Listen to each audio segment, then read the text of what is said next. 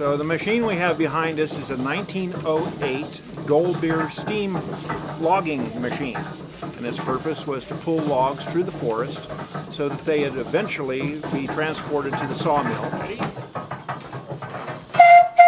This steam engine operates essentially by a wood fire boiling a steep kettle full of water, creating steam. It carries a variety of whistles on it, but back in the day, really, it only had one whistle for purposes of communication within the forest.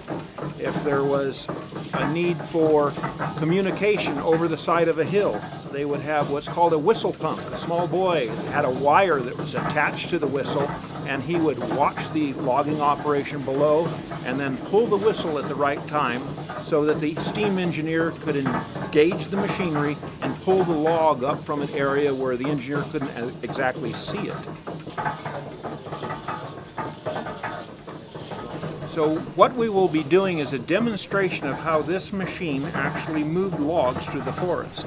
Essentially, the loggers would drop the trees, and this machine would roll the logs into two-pole chutes, which is basically a road through the woods. They would drag these logs through the woods, eventually dumping them into Shaver Lake. It would be gathered up by the steamboat, the Michigan, transported over to the sawmill. The sawmill would then cut them into boards.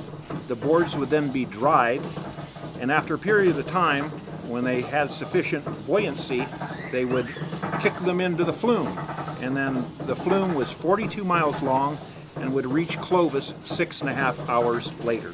So at the turn of the century, this was the latest and greatest technology. And so for 108 years old, it's a pretty fascinating machine.